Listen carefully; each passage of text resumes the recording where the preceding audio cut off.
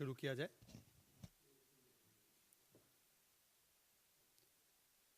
नमस्कार। आज इस अत्यंत ज़रूरी मुद्दे पर आप सभी लोग इस प्रेस वार्ता में उपस्थित हैं, इसके लिए मैं हार्दिक रूप से आपका धन्यवाद करता हूं। देखिए, आज जो प्रेस वार्ता भारतीय जनता पार्टी की ओर से हो रही है, वो महाविकास अघाड़ी के महाकतल खाने की कहानी 125 घंटे के वीडियो में जो कैद हो चुकी है उस विषय पर है। किस प्रकार से छत्रपति शिवाजी महाराज की पावन भूमि महाराष्ट्र, जिसकी एक बहुत ही स्वस्थ राजनीतिक और लोकतांत्रिक संस्कृति रही है कि हम लोग एक दूसरे के राजनीतिक विरोधी तो ज़रूर होते हैं, परंतु हम एक दूसरे को अपना शत्रु कभी नहीं मानते।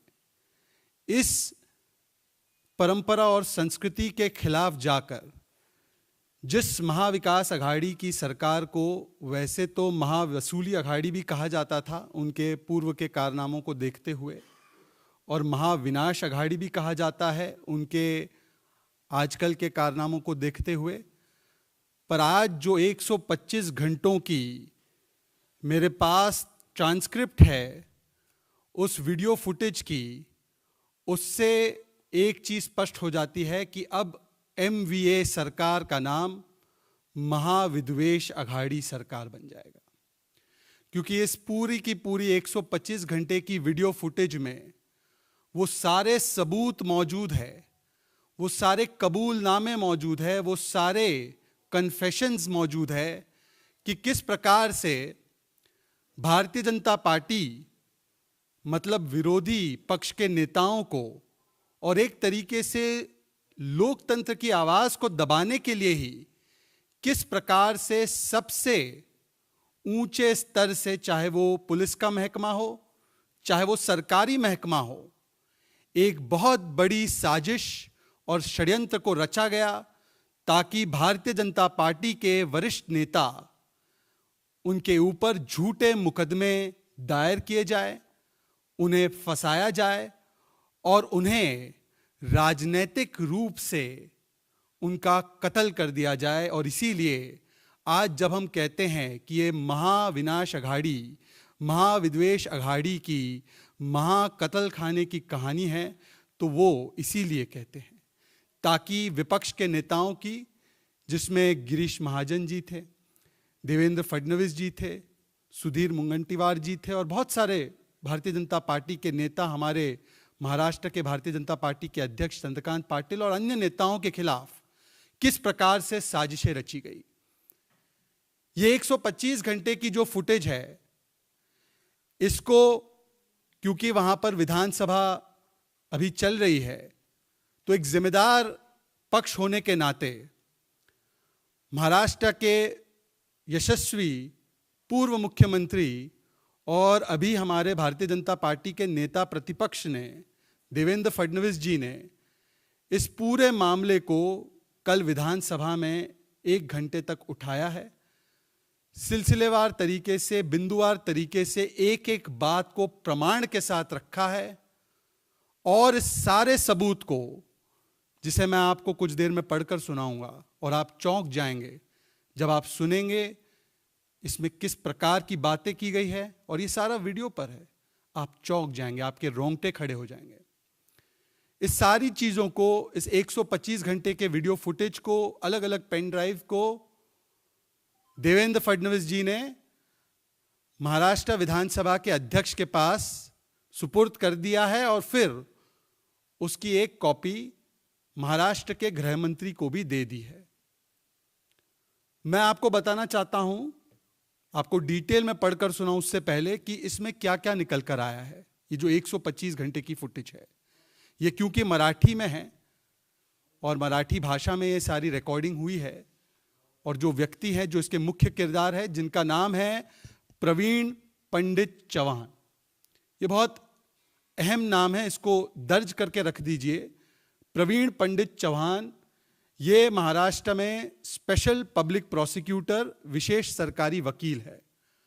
और किस प्रकार से ये स्पेशल पब्लिक प्रोसिक्यूटर प्रोसिक्यूटर बन गए, किस प्रकार से उनका दफ्तर एक अड्डा बन गया साजिशों का, षड्यंत्रों का, किस प्रकार से पुलिस के अलग अलग लेवल के अधिकारियों के साथ और महाविद्वेष अघाड़ी के मंत्रियों के साथ मिलकर भारतीय जनता पार्टी, मतलब वहां की विपक्ष, मतलब लोकतंत्र की आवाज को दबाने के लिए झूठे केस कैसे दर्ज करने हैं, किस प्रकार से फॉल्स एविडेंस प्लांट करना है, किस प्रकार से ड्रग्स का भी मामला इसमें लाना है ताकि मकोका लगाया जा सके, किस प्रकार से फर्जी केस बनाने हैं, किस प्रकार से रेड करवानी है, रेड करवाने के लिए पुलिस को सूचना देनी है कैसे रेड करनी है, रेड करने से पहले होटल रूम बुकिंग करनी है तो कैश में कैसे करनी है, कौन उसकी पेमेंट करेगा, ये तमाम सूचनाएं देना और एफआईआर भी दर्ज करवाना, खुद स्पेशल पब्लिक प्रोसिक्यूटर,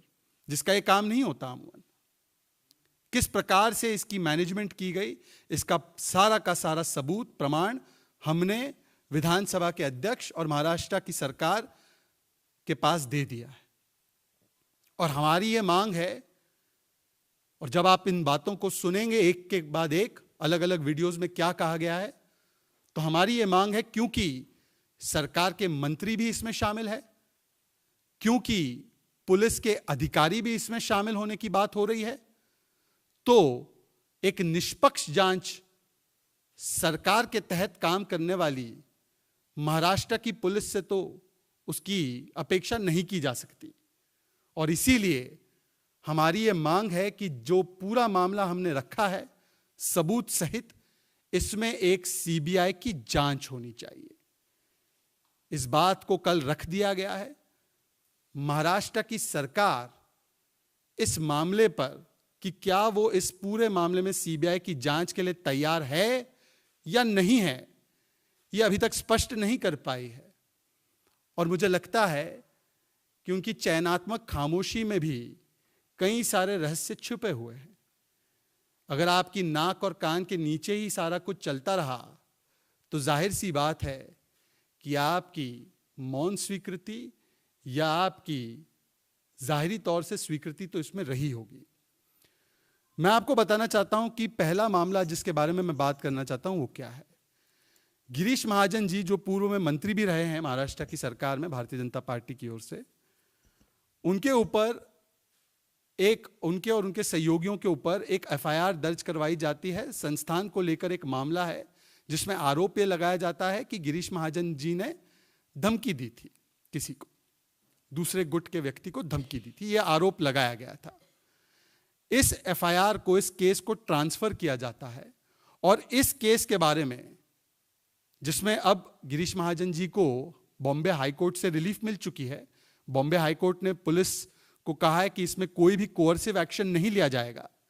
इस मामले में जो संवाद होता है वीडियो के माध्यम में जो दिखाई देता है, मराठी में है, तो मैं आपको इसका हिंदी में अनुवाद करके बताऊंगा कि संवाद जो ये स्पेशल पब्लिक प्रोसिक्यूटर है चौहान, वो किस प्रकार का संवाद कर रहे हैं और किन किन लोगों से वो संवाद कर रहे हैं, ये भी आपको पता चलेगा। प्रवीण पंडित चौहान कहते हैं या दिखाई देते हैं एक वीडियो में कहते हुए कि किस प्रकार से मकोका लगाना है इस केस में, जिसमें मकोका का कोई लेना देना नहीं है, ड्रग्स का कोई लेना देना नहीं है। ड्रग्स का व्यापार करता है, ये वो बताएगा क्या, ये उनकी बातचीत चल रही है कमरे में जो रिकॉर्ड हो रही है, जिसका वीडियो हमने दिया है, 125 घंटे की फुटेज। ऐसा बताया तो मकोका लगेगा।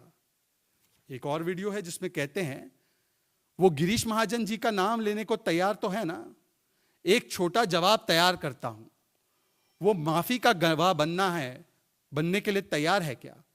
ड्रग्स का नाम लिया तो मकोका सही बैठता है और ड्रग्स बरामद होना ही चाहिए, ऐसा कहां है? बरामद किए तो गुनहगार है, ऐसा नहीं है, सिर्फ शक तैयार करना ही काफी है। ये स्पेशल पब्लिक प्रोसिक्यूटर किस प्रकार से गिरीश महाजन जी को, भारतीय जनता पार्टी के विधायक को फंसाने की साजिश रच रहे हैं। एक अलग मामले में ड्रग्स का मामला उसमें डालकर, मकोका लगाकर किस प्रकार से उनको फिर प्रताड़ित किया जा सकता है, उसका प्रमाण नंबर 1 मैंने आपके सामने पेश किया है। एक और वीडियो है जिसमें स्पेशल पब्लिक प्रोसिक्यूटर कहते हैं कि अजीत पवार सपोर्ट नहीं करते। अजीत पवार मंत्री है, सरकार के मंत्री है, वो कहते हैं अजीत पवार सपोर्ट नहीं करते, लेकिन बड़े साहब सब देख रहे हैं, बड़े साहब सब देख रहे हैं, कोई अच्छा अधिकारी है क्या? 4-5 अच्छे अधिकारी होंगे तो उनका नाम मुझे दो, ऐसा उन्होंने मुझसे कहा। ये अजीत पवार के विषय में ये बात कर रहे हैं। फिर उन्होंने कहा एक और वीडियो में, सारे जवाब मैंने लिखकर दिए थे, लेकिन उन्होंने सब खो दिए हैं और पूरा मामला बेकार कर दिया है। साहब ने डीजी से पूछा है कितनी मीटिंग हुई, साहब ने डीजी से पूछा है कितनी मीटिंग हुई, सीपी को रात भर बैठा कर रखा। साहब यशवंतराव चव्हाण प्रतिष्ठान में मौजूद थे। मैं पीछे के दरवाजे से अंदर गया, ये चव्हाण बोल रहे हैं, मैं पीछे के दरवाजे से अंदर गया, उन्होंने फोन लगाया, मैं गाड़ी में बैठा और तुरंत डीजी का फोन आया। सीएम अजीत दादा, वलसे पाटिल, डीजी भी थे, सीपी भी थे।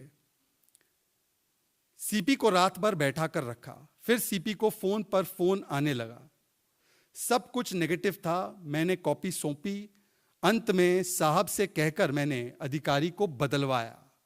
अनिल देशमुख होते, सुनिए इस बात को, अनिल देशमुख होते तो फायदा हुआ होता। ये स्पेशल पब्लिक प्रोसिक्यूटर कह रहे हैं। प्रवीण चव्हाण आया तो उसे एंटी चेंबर में बैठाओ, साहब को ऐसा आदेश था, साहब का ऐसा आदेश था।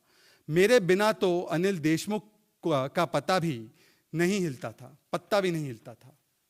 ये इस प्रकार से अनिल देशमुख किस प्रकार से काम करते थे, वो पूर्व गृह मंत्री रहे हैं महाराष्ट्र के, उनके बारे में क्या कह रहे हैं स्पेशल पब्लिक प्रोसिक्यूटर, वो आपके सामने है। फिर वो कहते हैं गिरीश महाजन जी के केस के विषय में, चाकू को खून लगा के रख देते हैं और उसको जब्त कर लेते हैं।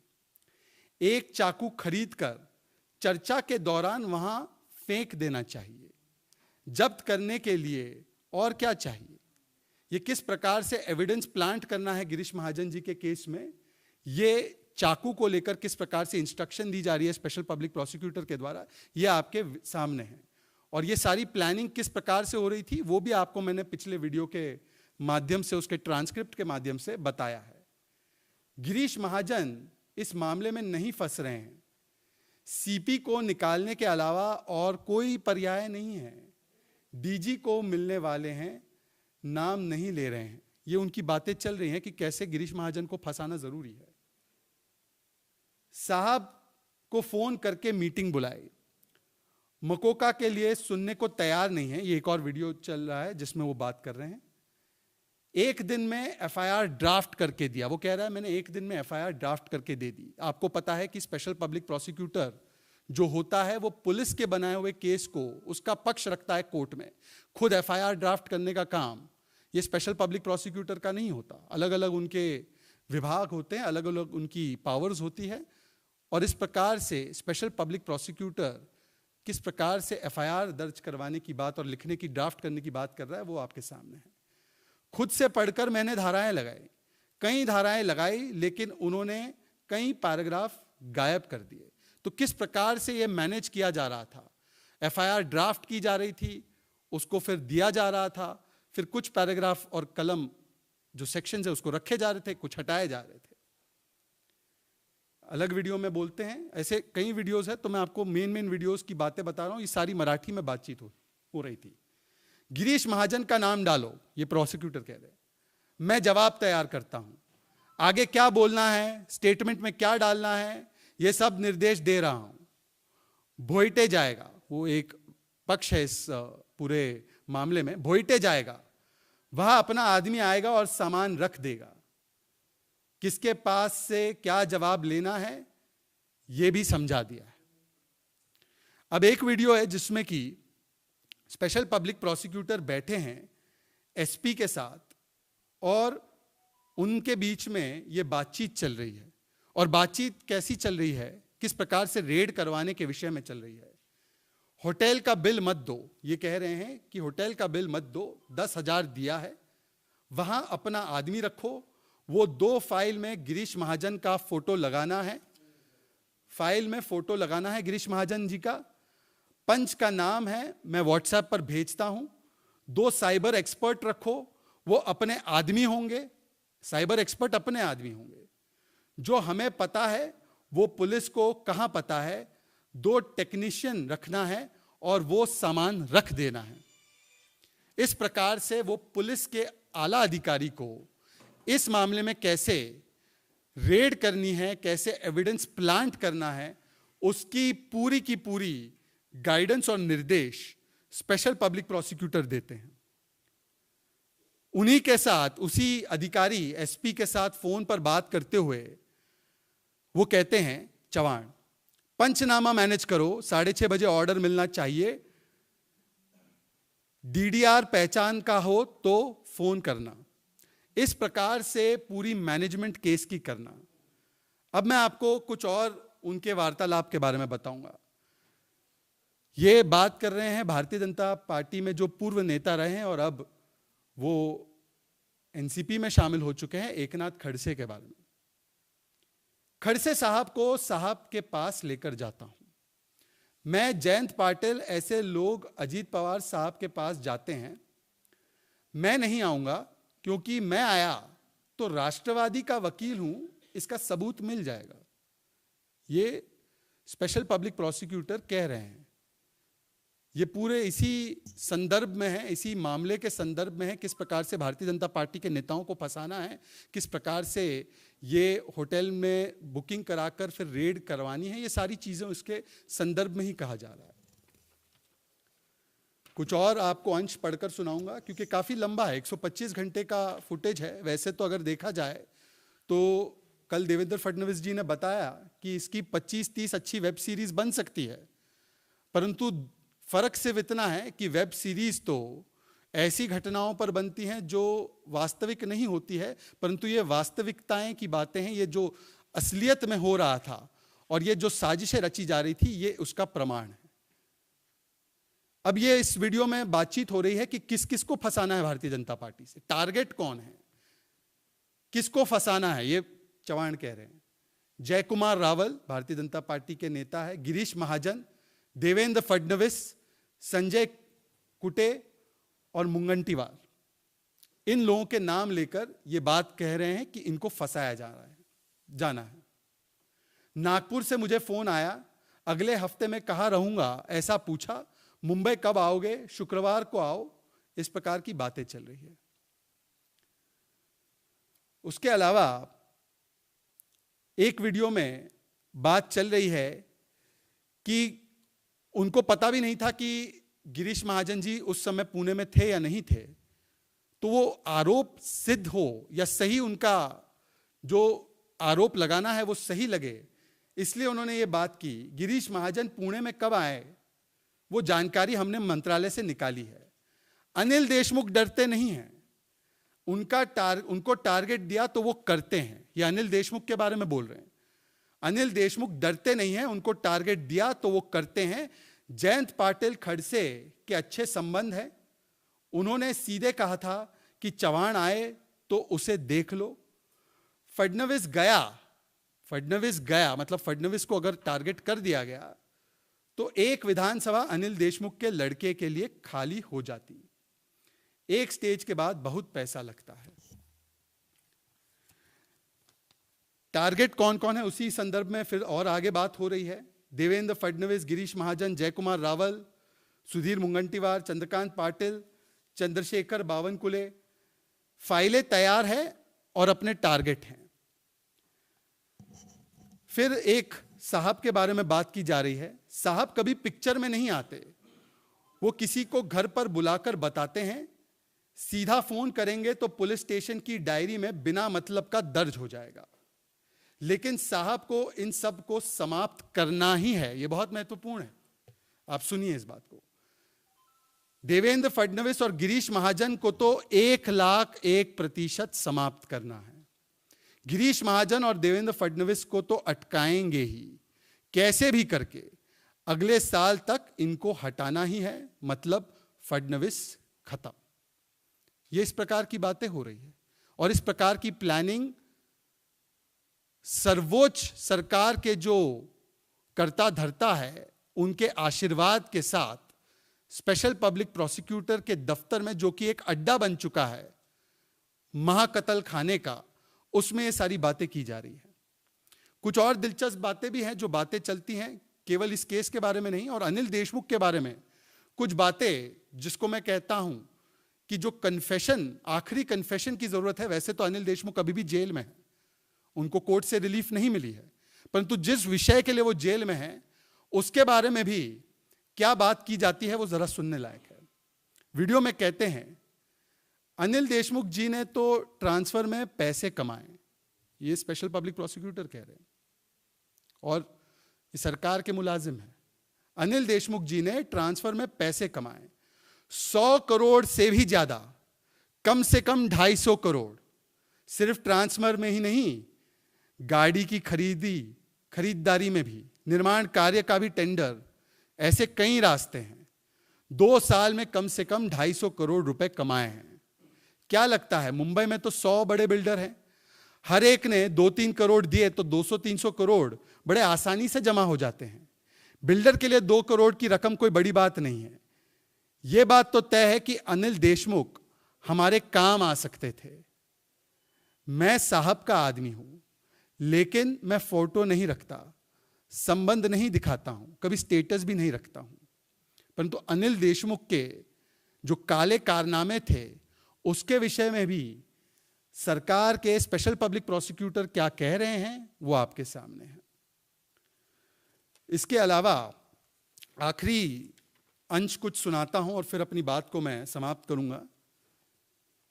देखिए, वीडियो में बातचीत की जा रही है और ये कहा जा रहा है कि राजनीति करनी है तो सीपी, ईओडब्ल्यू ये सभी अपने होने चाहिए।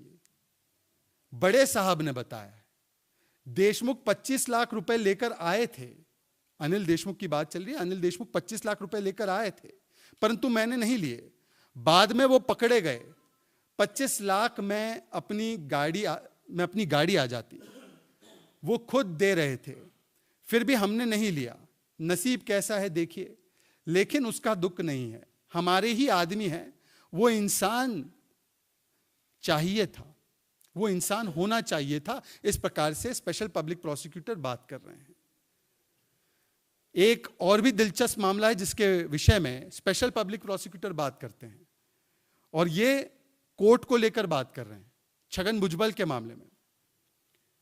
जज छगन भुजबल जी को पैसे लेकर छोड़ दिया, यह बहुत गंभीर आरोप है।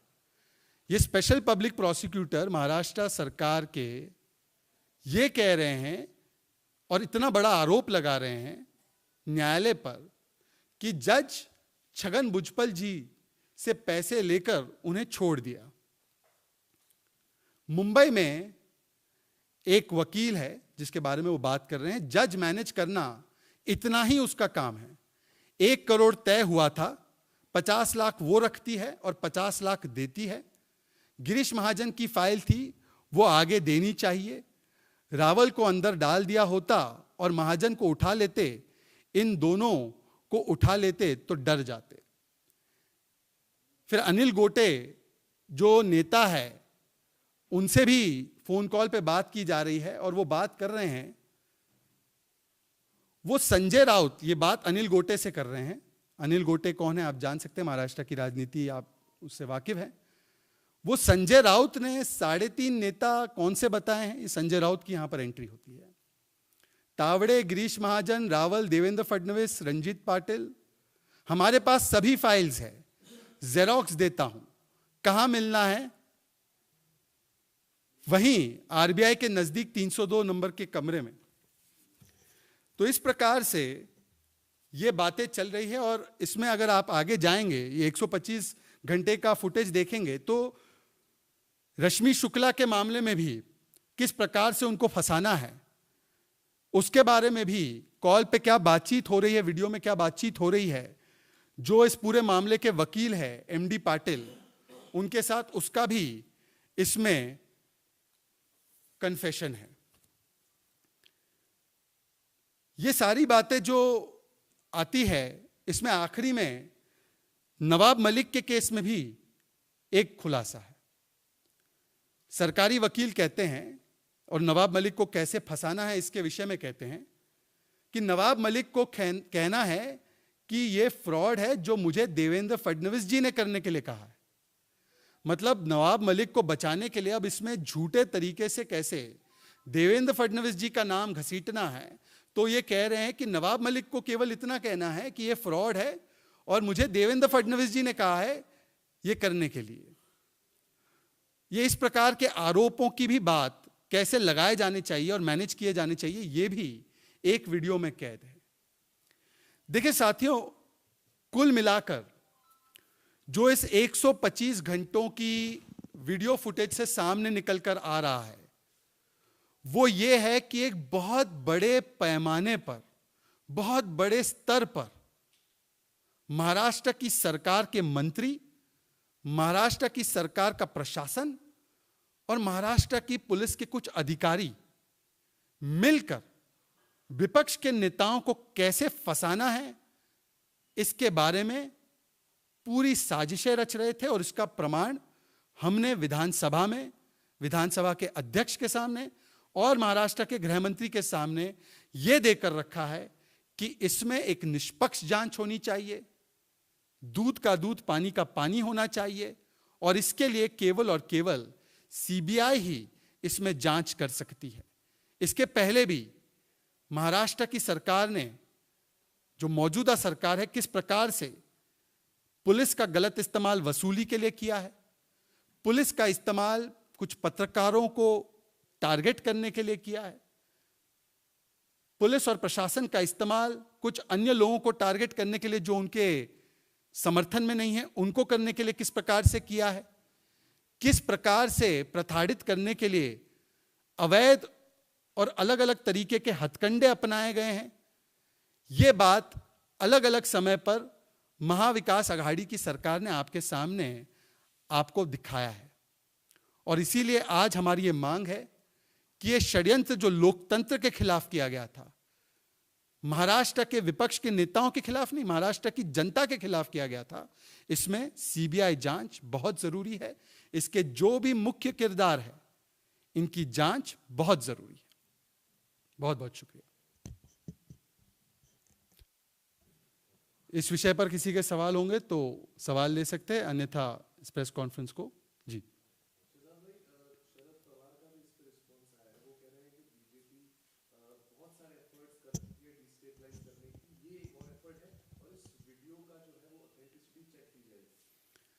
देखिए ऐसा है